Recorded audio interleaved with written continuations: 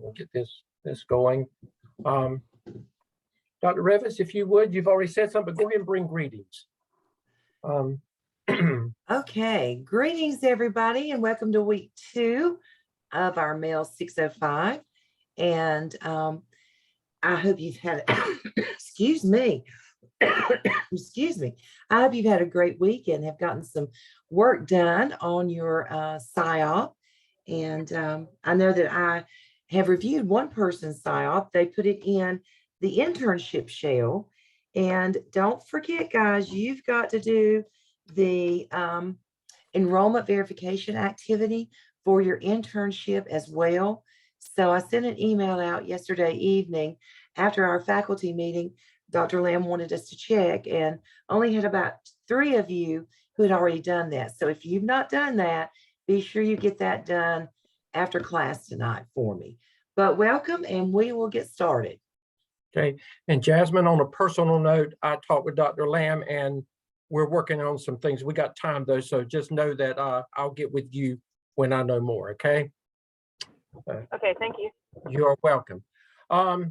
Let's talk a little bit about assignment 1, and I'm going to put a couple of you on the spot, and then anybody else that wants to talk about your first assignment was you had to talk about, you know, a manager versus a leader, and while I think some of you knew some things and you thought that you knew, I think after reading the text, I think you realized you were able to see things, many of you, in a different light.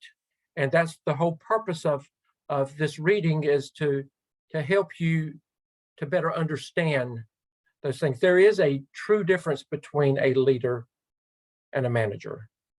And while you have to manage things, we're training you to be leaders. And so that is what your focus should be. You know, you lead, but then, you know, once in a while you, as a leader, you normally charge other people to manage things. Does that make sense? As a leader, your job should not be to be managing all the time. Your job should be to lead, and you find people to manage those things that need to be managed. And you put over, I think, Dr. Revis, I think I could write, that's good. I'm glad I said that. I hadn't even thought about it. But I think that's good, even if I did say it. But what I want to do is, I read all of your work, and then everybody you can chime in if you want to, but I really want to focus on Stormy. I'm going to pick on you again. Stormy you had a good story. I liked the story that you told, and I want you to share that with the group about, in your 6 years of being a teacher, what you have experienced with principles and leadership, and and what you gained from the reading and your own personal experience. Okay.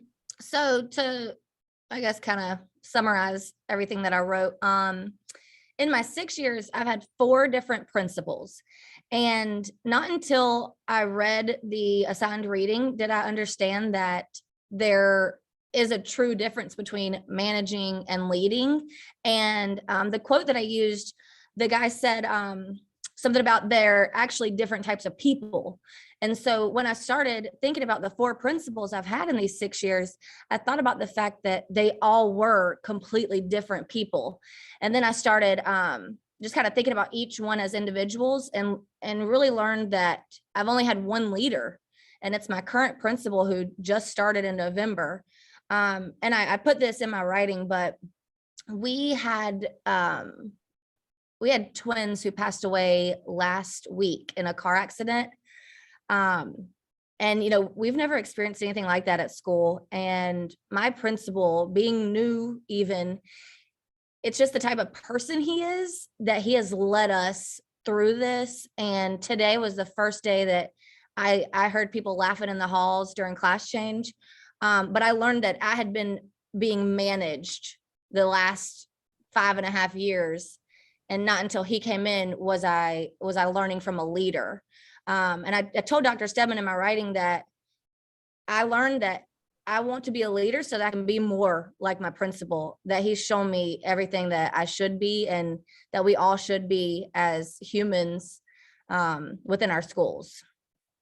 Okay. Did I kind of break it down? You did, and and I liked, that was very profound to me. Jasmine, how long have you been at the same school? I've been there 6 years total. Okay, so you've experienced what Stormy has experienced as well. Yes, and I want to add, since you said something, I Sure, won't go gonna ahead. steal her spotlight, but Okay, no, just for complete clarity, y'all, the principal that we have now that is truly a leader, he became a principal when he came to our school in November. He found out the Monday before Thanksgiving break, and he started the Monday after Thanksgiving break. wow. Wow. He was Yeah, our, he's he was a young. teacher. Yeah, he was a teacher at our school when I started 6 years ago. So my second year at the school, he started his internship.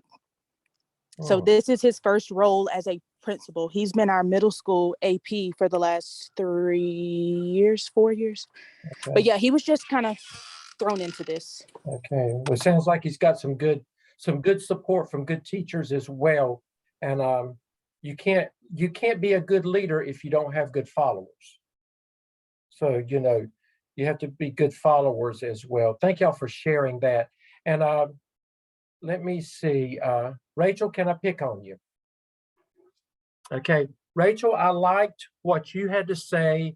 If you'll unmute, I liked what you had to say about how from the very beginning of the program, when you established your PLC, how you focused on your PLC as a major form of leadership on your part. If you would talk about that. Yes. One of the things that I discovered as a leader, a future leader, even with assigning my PLC team, that I had to be strategic about who I assign certain tasks to.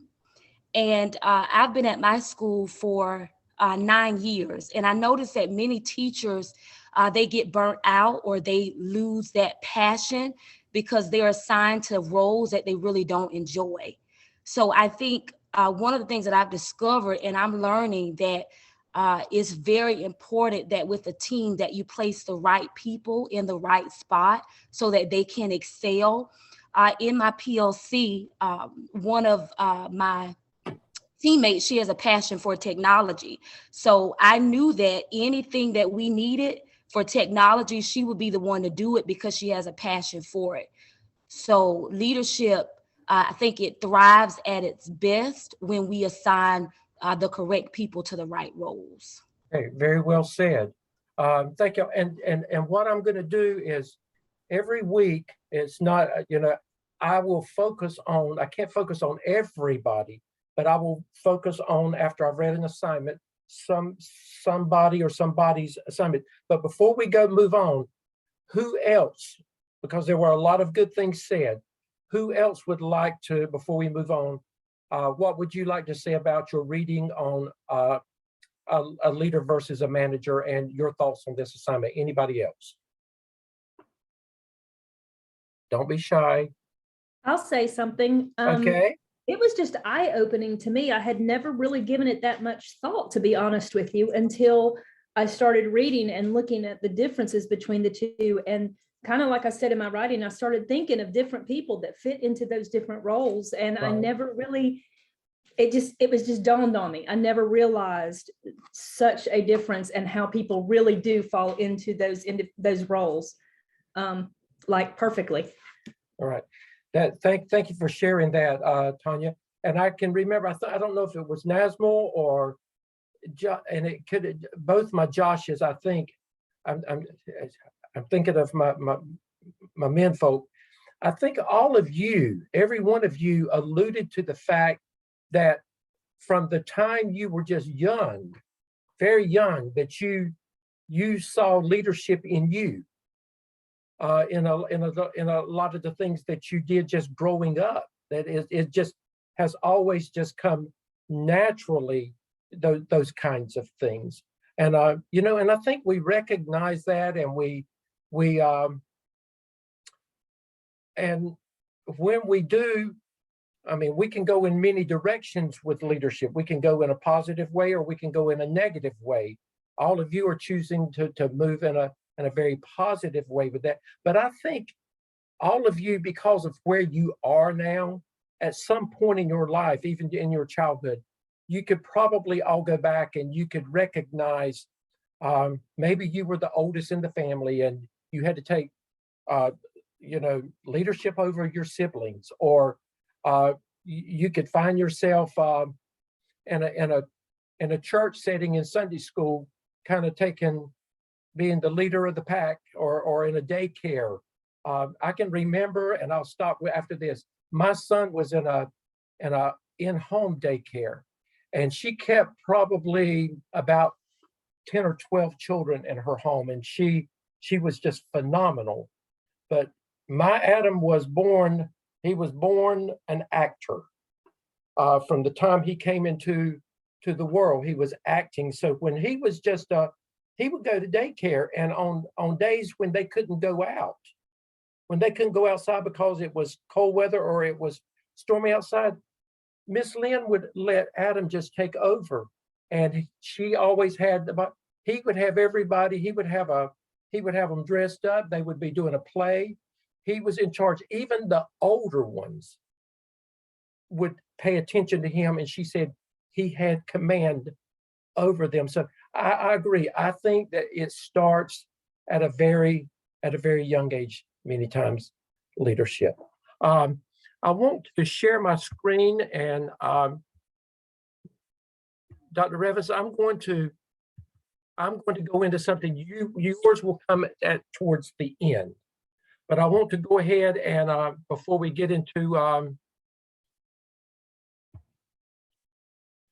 this was in your reading, and I don't know how many had time to read this or not. Did any of you have time to look at this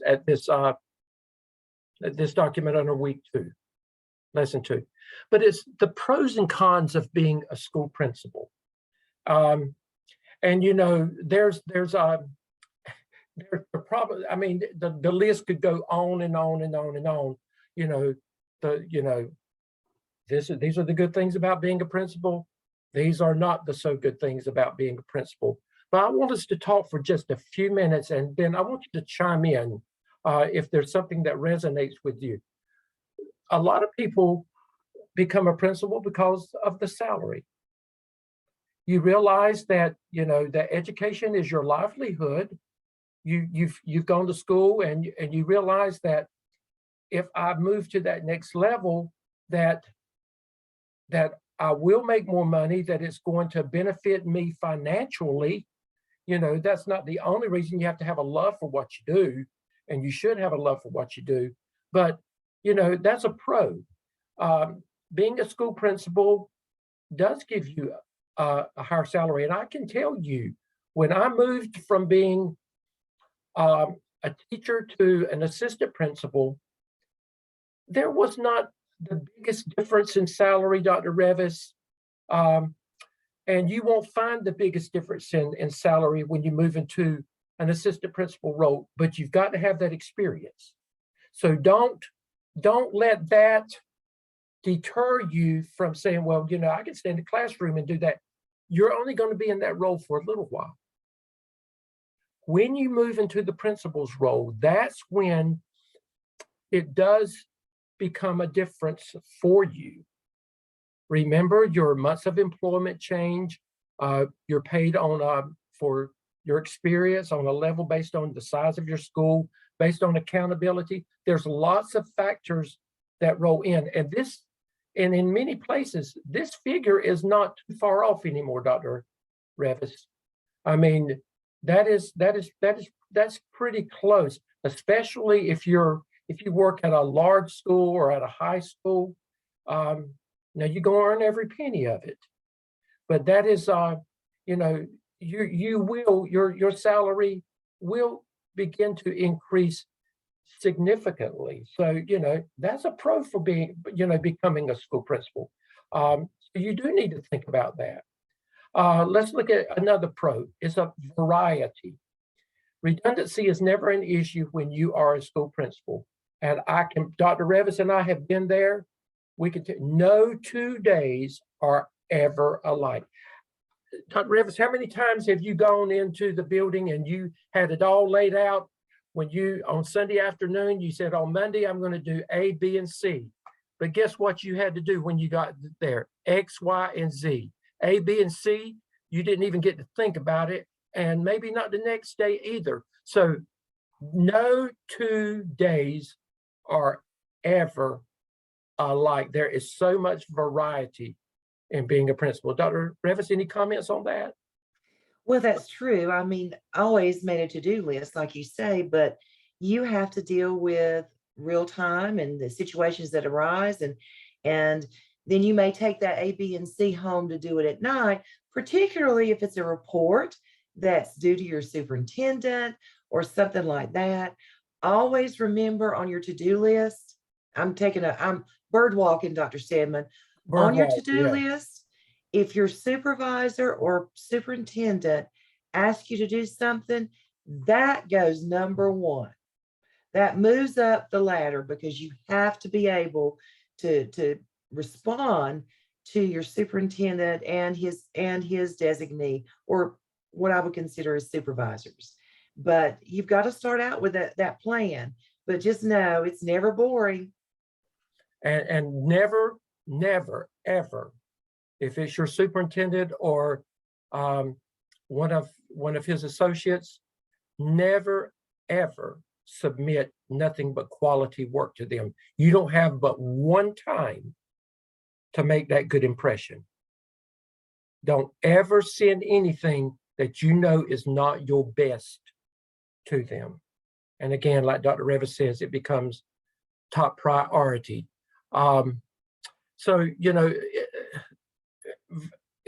variety. There's so many things to do with being principal. And I'll tell you this, I was an elementary and middle grade teacher when I taught school. And when I became an assistant principal, I was as an assistant principal for 8 years before I decided to move into the principalship or venture out. And I was at an elementary school. So all of 15 years of my life, I spent at an elementary school. Well, what could be considered middle grade, because it was up to 6th grade at that time. And so when I became a principal, I went to a middle school, which was not that much of a change, but it was a change from elementary school. And I was there for 2 years. But guess what happened after that? The superintendent called me in that summer, and he said, Mr. Stedman, he said, I've made a decision. I'm going to move you to Red Springs High School. I almost dropped out of the seat, scared me to death. I had no high school experience, but I can promise you this. I went there for 6 years, and it was 6 of the best years of my life. You talking about variety. High school will give you variety. Am I right, Dr. Revis? So whenever you get an opportunity, don't ever say, well, I don't want a middle school, or I don't want a high school, or I don't want an elementary school. You say, yes, you say yes to the dress, and you go in there and you act like it's the best thing since sliced bread, and you enjoy it, and you learn and you grow from it. Don't ever tell them that, you know, well, I would rather be. I can promise you this, if I was interviewing you, that would turn me off. You be a willing vessel. You may in your heart think you know, but just like when I went to that high school, I never dreamed that it would turn out to be the experience that it was for me. So you go in there with the attitude that I will go wherever I'm needed and I will give it my best. Another pro to being a principal is that you have total autonomy, total control. As a teacher, you've got control of your little area, but then when you become a principal, that's a pro. You have control of the whole school. You have control of everything. as which president was it said that the buck stops here? Was it anyway? Roosevelt, one of them, way back. But anyway, the buck stops with you. Everything belongs to you. You have control. And then the successes. When I was a principal, my name was attached to that school, and it was Dr. Stedman's school. It became my school. My name was attached to it. So if it was good, guess what? I was good. Dr. Stedman was good. If things didn't go bad, guess who didn't look good? It was not always, it was me first. It was Dr. Revis first. So, you have the ability, you get the credit for all the good stuff. You turn around and you share that credit with the teachers and the staff that support you and help you get there. But overall, that outstanding achievement is going to be because it's Rachel's school, it's Stormy's school, or it's Jasmine's school or Kendall's school. That's where the success is. So that there's a lot of pro that comes from that, because it reflects you positively as a leader. And then one more thing, impact. As a teacher, you have an impact on the students you teach. And many of you said this in your, but guess what you're going to be able to do? You're going to be able to take that impact and you're going to be able to spread it much further when you become the principal of the school. You touch a lot of lives. You touch children, you touch teachers, you touch parents, you touch a community. You become a major part of that community. So the impact that you have, and I can tell you this, and Dr. Revis can too, that impact will follow you for the rest of your life. I mean, where I was 20 years ago, with my new job that I do now, I go back into that community, and I'm actually working in some of the schools where I was principal. I have people working in that school now, and in the middle school that feeds into it with communities and schools. So the people that I'm hiring people now to work for me in communities and schools that actually taught for me and worked for me when I was a principal there. And that community, I can go back into that community now where I was for 6 years, and I am received. I will always be a part of that community because I made an impact on the people there.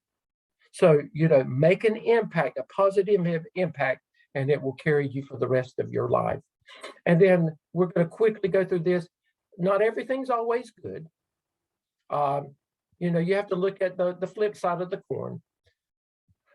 When you become a principal, now you think you're tied up now as a teacher, your life becomes 24/7, and you might as well go ahead and face it. That becomes your responsibility 24/7. Now that doesn't mean that you can't have a life, but you have to alter your life, because that has to become a major priority in your life. When I was a high school principal, it was nothing for me to get to work at 6:30 in the morning and not get home until 11 and 12 o'clock at night. And sometimes after 12 o'clock, if I had an away ball game and I had to travel some distance. Dr. Revis, you remember those days too, don't you? And so, you have to be committed to it, and you've got to become a part of that community. So guess what? Sometimes you may want to think about, you don't want to miss your church, but you may say, well, I need to visit some of these churches in this community. And so I can learn the people and they can know that I am committed to them, or show up at a community function that they're having, become a part of those things. So time is a con. You have to look at, if I'm going to become a principal, I've got to give the time that it takes. And again, it goes back to the next one, you're expected to attend every extracurricular event. People want to see you. It's important that they see you and know that you're there. Then the responsibility. You're responsible for everything. And, again, it goes back to, it all belongs to you. And you've got to decide, do I do I want all this responsibility? You're working towards that, but you still got to make some decisions.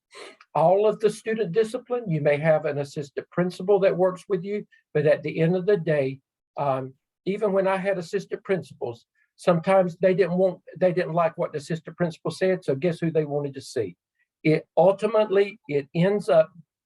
Everything ends up belonging to you. And on any given day, you're going to be dealing with student discipline problems in a much broader scale than you are in that classroom. And then the negativity. How you, as a teacher, you know that you deal with it all the time. You know, Johnny's mama thinks Johnny never does anything wrong. And you know Johnny needs his behind beat and everything else and all that stuff done. But mama thinks Johnny does no wrong. Well, just think about this. That's in your classroom. There's a lot of mamas and a lot of Johnnies throughout the school. So you've got to deal with all of that. If a teacher doesn't do something right in their eyes, then you've got to deal with that negativity. And it belongs to you. I mean, we could go on and on. If there's failures, those failures belong to you. If the test scores drop, guess whose school it is? It's Dr. Stedman's school or Dr. Revis's school. And you got to take ownership of that because it belongs to you. And then finally, politics is a big game. And you learn that a lot about that in 603 in law and finance. Politics, and you've got to learn how to, you have to learn how to play the game. Am I right, Dr. Revis? You have to learn how to play that game, and you have to learn how to play it well. You'll learn how to have a poker face, and you'll learn how to use it well as you are moving, you know, to find success as a principal. But there's lots of things that you know, that go with the good and the bad, and you have to weigh it out and find out, you know, what is it that I want more than anything else. Great job on the assignment. I would encourage you to make sure that when you submit something to me, I didn't question anybody about it, but I am a stickler about, even when you submit it to me, I want it grammatically correct. If it's APA, put the right APA in there. You know, treat it professionally. You are graduate students, so make sure that you give me your very, very best. I expect that from you. And I would be less than a good instructor if I accepted anything less than your best from you. So I have to encourage you to do that. Make a note of this. Now you've got today's agenda. It can be found under week 2, but I put on there. Let me just pull that up. Let me pull that up for you. Make sure that when you go back to your assignments, that you realize that for these assignments, you will be working with your partner or with your Zoom team, whether it's one other person, 2 other people, or 3 other people. Assignments 3, 7, 8, 9, and 11 are going to be assignments that you are going to be working with other people with. Whether that's assignment 3 is going to be your first case study. And I think 3 of those are case studies. The other one is going to be your reading assignment with your strengths-based leadership. And so I had some questions about that. Don't get confused when I said Strengths Finder 2.0. If you've got strengths-based leadership, you're okay.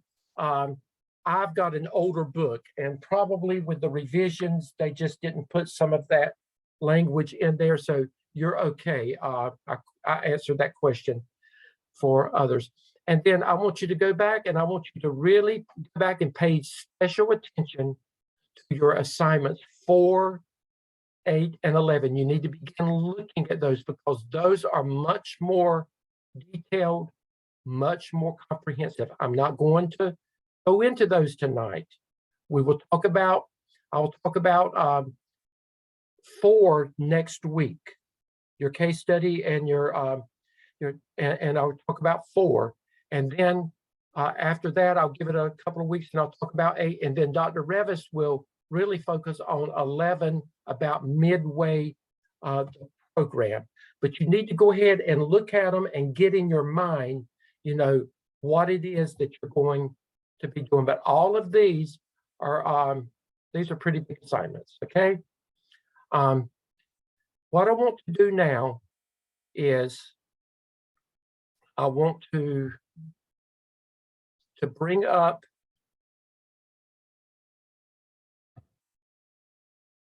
these are the helpful hints that I went over last week. I want to emphasize, and I'm not going any further than task 1, okay? And what I'm going to do, I'm going to review this for just a moment, then I'm going to actually show you task 1 from a completed student from last summer that I consider to be pretty exemplary work, so that you will have an idea of what we're talking about. And then after that, Dr. Revis is going to conclude with another article that's in your reading about what makes a good principal, and then we will respond to any of your questions and answers at that time. Remember that I shared with you last week that a lot of the SIAP is cut and paste, but that's not all it is.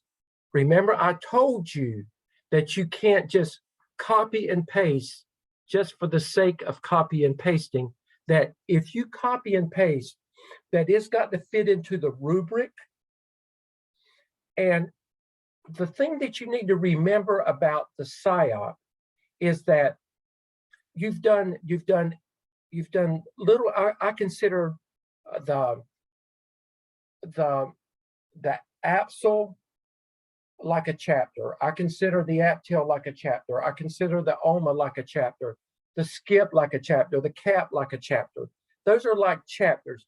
What you're doing now, you're putting your book together. It's almost like putting a book together.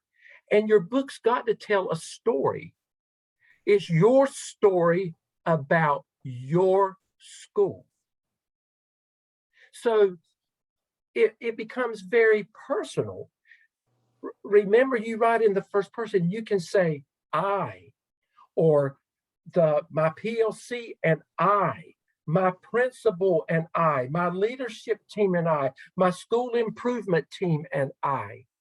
I want your story to be personal. Your school improvement plan is your story about your school. And what you're doing now, all of the work that you've done for the last 4 semesters, you are pulling it all together into, I'm going to call it your storybook, your school improvement plan. Okay? So while I told you you could go back and you can copy and paste things, there's got to be order to that copy and pasting. It doesn't mean that you go back to that section and you just copy everything and you paste it. You've got to find in that what you've already done, what works and what you don't need. Some of it you don't need all that stuff. A lot of it you do, but you've got to decide. So you can't just say, okay, here it is. I'm going to copy it and I'm going to put it in there. You've got to remember too, that as you're telling your story, it's got to flow. It's got to start from the beginning when you formed your PLC, when you were identifying, when you were disaggregating the data, when you identified that most pressing need, when you understand what I'm saying. It's got to flow, and your transition sentences are going to be so important. You don't just copy something and then copy something else. What you put here has got to flow into whatever you write next. And I'm going to show you what I'm talking about. Okay, so with that in mind, let's go back and let's look at task number 1. You're going to do 3 different projects. The first one is going to be your school data project. Now, data, go back to the when you did the APSL and the APTIL. It was nothing but school data that you worked with the whole time. So you're going to go back and you're going to look at all the data digs that you did, or the data dives that you did, and you're going to pull that information. You're going to look at all of your subgroups. You're going to look at all the testing that was done. You're looking comprehensively at everything. Everything. Remember, this is your school improvement plan. So you've got to look at everything. And what you're going to do with that school data project, you've got to paint a clear image of the school's academic accomplishments. You've got to say, based on my last 4 semesters of work with my school improvement, with my school improvement team, not school improvement team, with my professional learning PLC. You've got to say, with my PLC, these are my findings. These are our findings. And you've got to talk about the academic accomplishments. And at the same time, you've got to go back and you've got to say, while we've got all these good things happening, this is where we've got to work. You're looking at your strengths and your areas of needed improvement. Now, when you do that, remember, you're going to write about it, but then you got to show it too.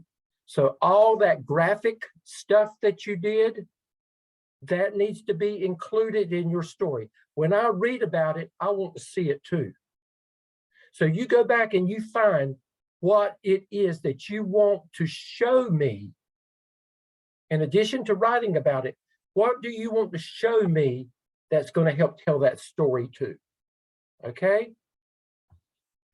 Be specific and deliberate and all inclusive. Tell your story. Now, areas that you must include, but this is just, you're not limited to this, but you must show these areas right here. At a minimum, you must talk about attendance. Now, you're not going to just write, you got to research, you got to talk about what does attendance look like at your school? What you got to put, the data has got to be there. You've got to have the proof. You've got to go to your report card. You've got to go to Power School. You've got to go look. You've got to look at everything that there is that you can, and you got to talk about what attendance looks like at your school. Because attendance, if they're not there, they can't learn. So you've got to determine, is attendance one of the factors that's hindering student growth and progress in our school? You've got to determine that. If it doesn't, then you show that it does not, that attendance is good in your school. But you're going to write about it, and guess what? You're going to show me some stuff about attendance. Discipline. Talk about what discipline, the good, the bad, and the ugly. Talk about it. If discipline is atrocious at your school, and you know that teachers are not, you need to tell the truth. Tell the story about discipline, and then you show. You go to, I don't know if whatever kind of discipline program that you work at your school, you've not really been able to talk about discipline much at this point. Now's your time. You can have at it. You can talk about discipline and show what discipline looks like at your school. If there are no discipline problems, talk about your discipline programs. Then standardized test results. I mean, you really need to dig into this. And with this, you're going to talk about, what does testing look? You're going to break down the subgroups. You're going to talk about the exceptional children's program, the EC population. You're going to talk about those special populations that you did in I think it was with the AppTel. I think you had to talk about it, it was in one of them that you had to talk about the special populations and that this is where you would put all that information in there. Any benchmark testing. If you're at an elementary school, all of those reading, there's so many different types of reading that different school systems have adopted. You know, whatever it is, you talk about all of that stuff here. And then any other area determine the essential that's going to tell your story. You're telling your story about your school. If you have not, if you are in North Carolina and you have not used EVOS yet, you need to go back and you need to look at EVOS. Whatever South Carolina does, then you need to do the same thing with South Carolina. When you do this, you must clearly convey your leadership to a collaborative team in analyzing all of this work. Show yourself as a leader in all of this. Now, I said, Dr. Revis, before I go any further, any comments, and there, again, remember, this is where you can find all of this stuff. You can go back and find it, but again, when you go to the APSL task 1, 2, 3, don't just copy the task and just put it in there. Find what is applicable with task 1 through 3, put it in there, put it in a logical order, your narrative work with the graphics that you need, with the transitional sentences that you need to make it flow and to be a part of your story. You're telling your story. Dr. Revis. Yes, a couple of things. Most of what you're going to pull from your previous work is going to be your data sets because you've already collected that information. But one thing, and when I was an evaluator, I really did make sure that you were disaggregating your data by subgroup. If we're talking about discipline, then you should have some kind of breakdown, males, females, grade levels, whatever. Try to get it, dig deep and try to get it down to your subgroups. I know you've done some of that in your academic and EVOS performance, but anyway, just make sure that when you can pull the data, but Dr. Stedman, just for clarity, do they need to convene a new PLC to look at this comprehensive set of data points? If it can be their existing PLC, you can, at this point, it could be your school improvement team. You do need a team of people. It can be, you may want some of your old people and add some new ones with it. It can be whatever you want it to be, but you do need a team of people that you're sharing. So you don't go back and talk about it in past tense of the team that you used in the APSL. This needs to be a working team that you are conveying your leadership through the collaboration of looking at this huge group of data points. And you may, at this point, you may want to say to your principal, this is where I am, and this is, we're going to do. Do you have suggestions of who you would want me to meet with? And it doesn't need to be with a lot of people. You don't need to make it cumbersome. Just a handful of people that are going to take your role seriously in what you're doing. Okay. Now, what I want to do now is, and you better not tell on me for doing this, because if you do, I'm going to deny it. I'm going to show you something. I'm going to cheat a little bit. It's because I like you. Let's look at this. Michelle was a top-notch student last summer. Remember Michelle, Dr. Revis? I think she got an administrator's job too already. But again, she started that out, evidence 6, with just her name there. Let me see. These things don't always want to work right with me. Okay, let's look at how Michelle started out her story. Now, this is where she started out, pulling out your school profile or your background information and description of the setting. I really like the way, and I'm not going to read all of this, but I want to start out and show you.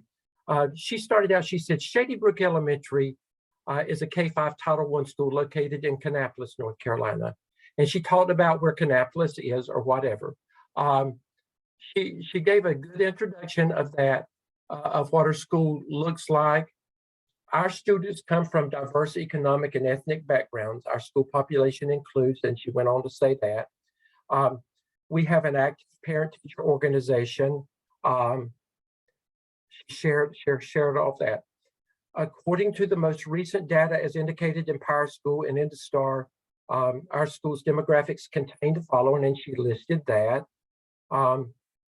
The school is also fortunate to have access to a district math instructional coach and new teacher. She just went on to tell some more things about her school. All staff have shared in the vision of providing the highest quality instruction to me. She's really telling a good story about her school. She talked about it is a school built upon collaboration and teamwork. They embrace the PLC with open arms and minds, a staff of committed educators who strive to reach the pinnacle of excellence. And she actually referred to the professional learning communities in there. She talked about culture and climate. She actually, you see her APA in there. And then she concluded, all of these are aspects of implementing and operating under the PLC model. The staff all working together to create globally competitive students and 21st century learners makes the school an exemplary school. Just make sure that this is like the introduction to your book. And you want people to read that and say, wow, I want to read their book. So, just make it exciting and as you tell about your school. But then this is where it begins. Notice what she does here. The school's academic accomplishments. She talks about all the good things about her school. And she goes in there and she talked about efficacy and those things that you've already done a lot of work on. Building a PLC is a vital piece to a school's growth and success. The entire staff must have a vested interest. You remember when you did all that research about what a PLC was and why you have them? She's talked about one of the four's big ideas. Remember when you had to do that? All that's in there, and you've got all that stuff. But as you look at it, it all makes sense. It flows. Then she goes into opportunities for growth. When my administrator and I met, you see how personal she made that? We discussed our math scores on the various state and district assessments. It was her recommendation for me to look at math composite scores that have presented difficulties for more than 1 year. Now, this is when they met. Now, this was really before she even got into doing the data dives and disaggregating the data and coming up with the most pressing need. Remember, we told y'all that it's okay that you can identify the most pressing need, but if your principal says, this is what I want you to do, that's what you end up doing. But she's able to identify based on what her principal said, and then based on all of the work that she and her team have done, these are the needs that we have at our school. She's identified several needs in her narrative work here. Okay. Now, while this is exemplary work, there's still room for improvement. I would have suggested that she have some graphic information in there to help tell that story as well. Her narrative work is good, but I would have wanted her to have put some graphic work in there, and she didn't. Now, here's where she goes into attendance. She's talking about attendance. She actually put some graphic work there. So that shows chronic absenteeism in figure 1. You're going to write about it, but you're going to show about it. You can tell more if If that tells your story right there, you don't need to just belabor it if you can tell your story concisely, but tell all that you need to talk about. Discipline, she goes into that, and then she shows some things about discipline. You see suspensions and expulsions. She goes into policy. Then she goes into standardized test results. She's showing results. There's a lot of stuff that you can share here. A lot of stuff. Benchmark test results. And then other data determined essential to tell about Shady Brook Elementary School. That's where you put anything else in there that you want to tell about.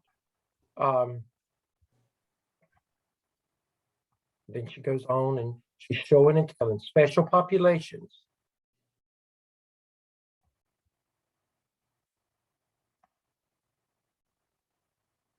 Your exceptional children. She shows all that because that's important. That's a very important, I mean, with your exceptional children population, several subgroups located in there that they can really make or break a school, you know. She goes and talks about the socioeconomic status in the school. And again, her narrative work was excellent work. She's got some good graphics in there. This can be what you want it to be. But at a minimum, you must have those areas that we talked about. Now, I only showed you task one. You know why? You don't need to look at the whole elephant right now. You don't need to you need to just concentrate on task one.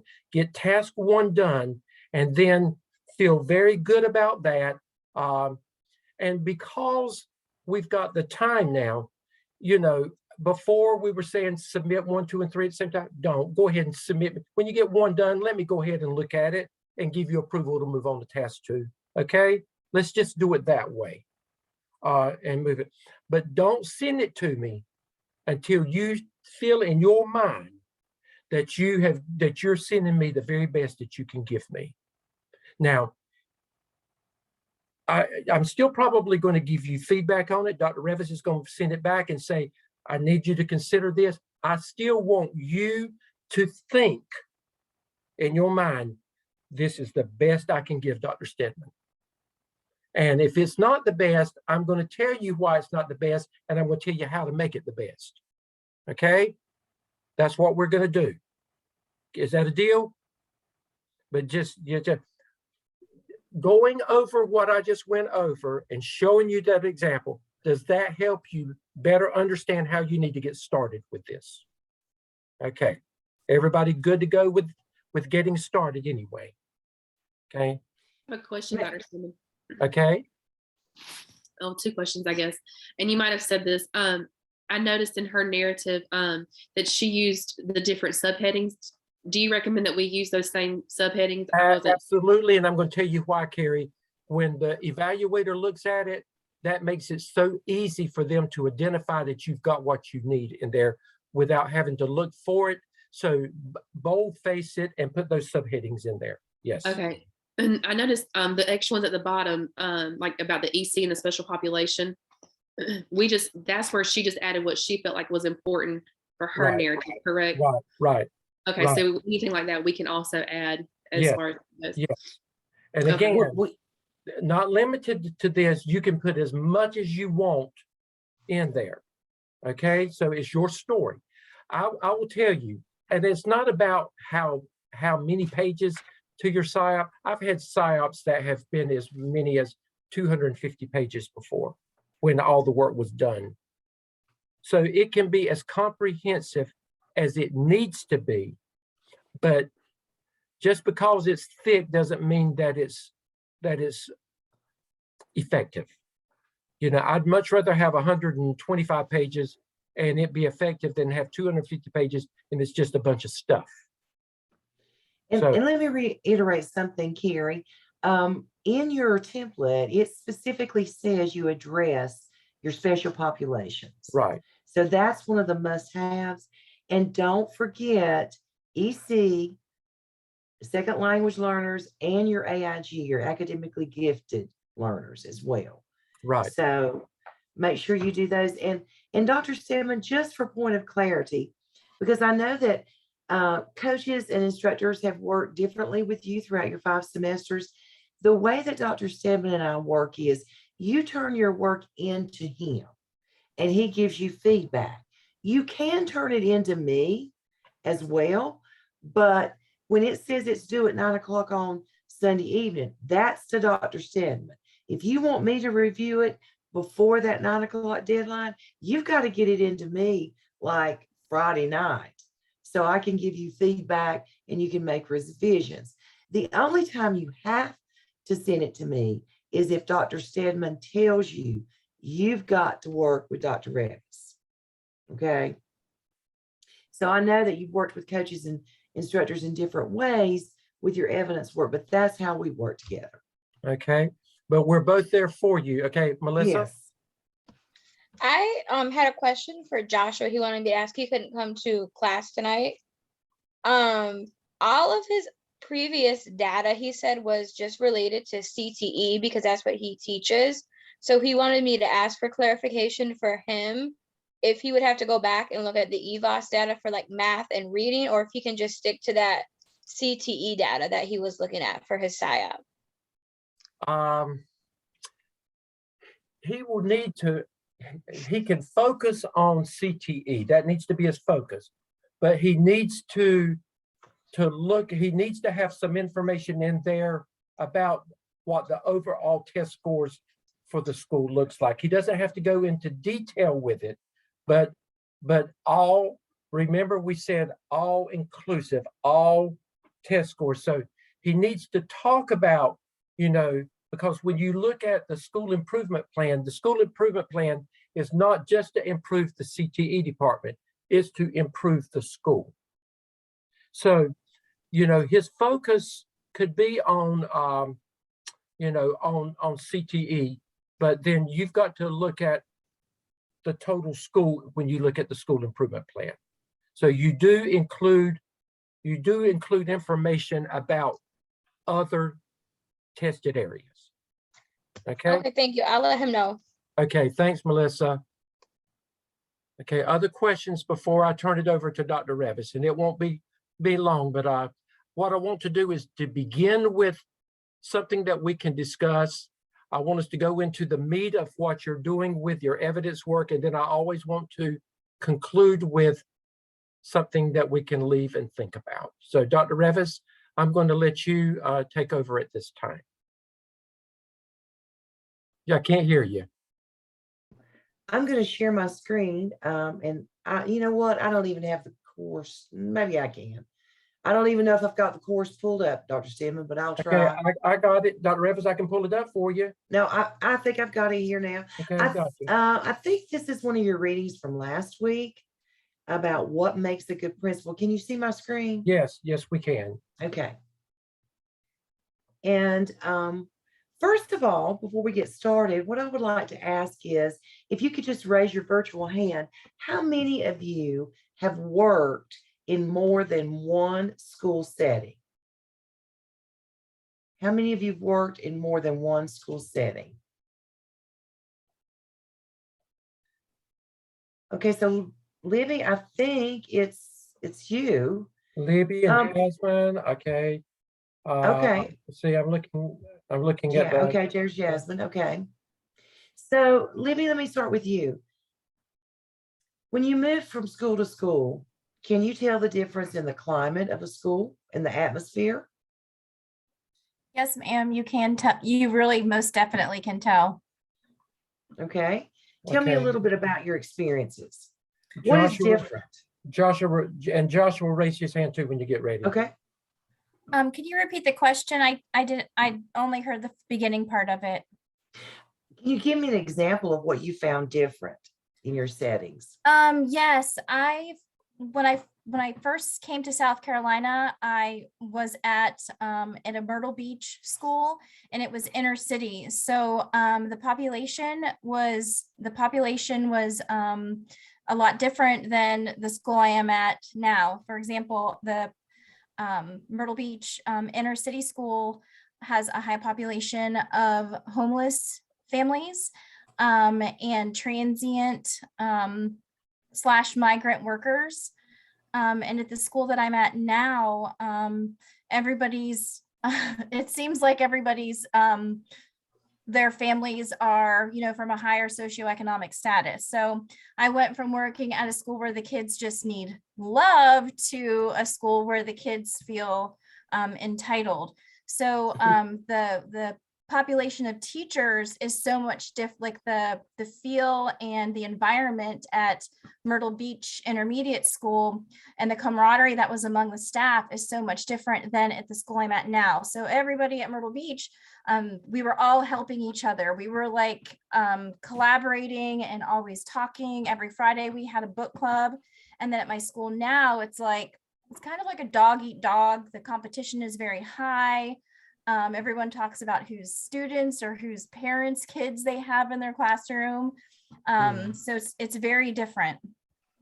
Okay. Oh, Thank you for sharing, but I promise you that as teachers, we seem to get very absorbed with the type of children that we are teaching, whether that be children from high socioeconomic homes or children from families in poverty. We seem to get really focused on that. But what I can tell you as a school leader and what makes a good principal is that you as an administrator sets the tone for that school. So let's talk a little bit about what makes a good principal. And it's a lot on your shoulders. It kind of goes back to the article that Dr. Stedman talked about earlier. It's all about establishing that strong school family. And it's about how we treat individuals. It's how the principal treats not only the students, but how does the principal treat staff? How does the principal treat the students? And how does the principal treat the families? How does the principal interact? Because what you want to do is a strong school leader creates that family culture that we're all here together, just like you were talking about. We're all here together. We're here to support each other. We're not competing. We all have the same goal here, and that is to be the best we can be for our families and our children. We treat teachers as professionals. Now, that doesn't mean hands off at all. That means that collaboratively we work with teachers. And some of the best and most effective principals I've ever seen are very strong instructional leaders. They can talk instruction as deeply as any instructional coach or facilitator that you might ever have in your building, because they know they're there to support teachers instructionally. They're there to treat them as professionals. And by that, we mean we don't micromanage and we don't play the gotcha game. We're there to support and grow our teachers so that we're in this game together to be the best we can be for our children. Instruction in the school is data driven. That's all we've been talking about in your Gardner Webb program. You've got to be in the business of collecting and analyzing data, and you let the data drive your instruction. You let the data drive your decision making. And we look at data and we become very comfortable with looking at our data points, just like the SIAP that you're getting ready to do. You're going to gather a lot of information, and you have to, as a leader, to make sure your staff is comfortable in looking at that data. Excuse me. Next, they are student-centered. That's our number one goal. We're not here to do things that are convenient for adults. We're here to do things that are right for children. And a lot of times I think, particularly as a new administrator, I think a lot of times we get overly worried about making our teachers happy. Well, you got to respect your teachers and you've got to support your teachers. But the bottom line is, we're not here to make our teachers happy necessarily. We're here to work with children and to embrace whatever children walk in the door. We're going to work with them, and we're going to provide them the best instruction and the best school climate that we can. And if it becomes between what's good for kids and convenient for adults, always come down on the side of what is good for our students. Right. Excuse me. Earlier I said it's about building relationships, about not only with your staff and your students, but we also build strong relationships with our families. And when you talk about the larger community, we want to embrace our community members, whether that be, becoming a partner, collaborative partner with the Walmart down the street or whatever. And guys, one-way communication to parents is not building relationships. We can send out all the emails, all the robocalls, all the newsletters that we want to, but building relationships is about giving them opportunities to talk to you and to come into the school and to feel like they have some say-so in what's going on in your school. So make sure it's not just always one-way communication. I like this one. They have great reservoirs of energy. As Dr. Stedman said, you're the first one there in the morning and the last one at night to leave. And you do everything from picking up paper and planting flowers to, visiting classrooms and giving teachers good feedback on their teaching. You do it all. Now, you can't do it all. You do have to make sure that you are empowering others, that you empower your teachers to be leaders in their classroom, that you empower some of your teachers to be leaders in the school, and that you promote that teamwork. Here's the piece about developing leaders. One of the most rewarding things in my career has been to see teachers with whom I've worked with over the years grow and become school leaders and even assistant superintendents and even superintendents. That is so rewarding to develop those leaders. And I want to surround myself with people who are smarter than I am, who can bring something to the table that I don't have. That's what we want to do when we're hiring and when we are building our team for our school. They have great help, that goes without saying, but we empower people to do the work. Doesn't mean we turn them loose. We hold people accountable, but it means, was it Stormy that said it was Jasmine that said you put the right people you put the people in the right seats on the bus. That's a lot of what we do as being administrators, whether it's assigning them what grade level or what subject to teach or what course to teach. It's all about, putting those people and letting them work in their strengths. Now, doesn't mean you ignore their areas for growth, because we're still going to work on those. But it's a lot about building that good team. So being a principal and an effective leader is a lot of hard work, but it is so rewarding, because you know who wins out when we have a highly effective school with highly effective teachers? Those students are the ones who are winners. And that's what we have to do. Those students deserve our best each and every day. Any comments? Anybody want to share anything? Okay. Stop share, Dr. Revis, and we can see your faces again. Okay. Okay, good. Thank you, Dr. Revis. Joshua, did you have something to add? I did not. You had said who worked at different venues, and I was just going to comment on it, but you covered the lesson already, so I'm good. Okay, thank you. Yes, ma'am. Thank y'all. Okay, Jasmine, your hand's up. Was that from before? Okay. Yes.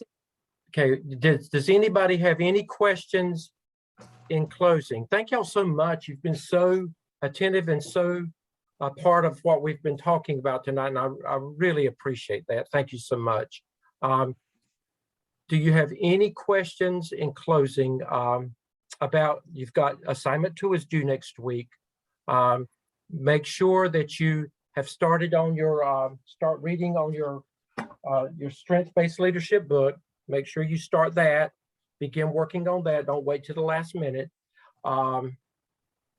Look at those team assignments. And again, you may decide, you know, with your Zoom team, you don't have to wait until week 3 to do your case study if you can work it out with your team ahead of time. So, you know, y'all work and decide if you want to work ahead. I'm okay with that. So you decide that as a team, you know, what you want to do.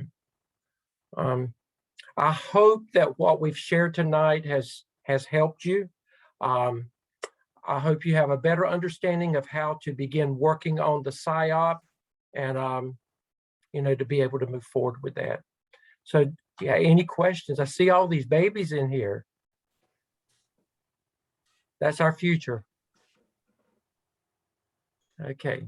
Well, good night, everybody. We will see you next Tuesday. And if you need us before then, reach out to us, okay? Good night. Bye-bye. Good night. Bye-bye. Brandon's little girl's waving.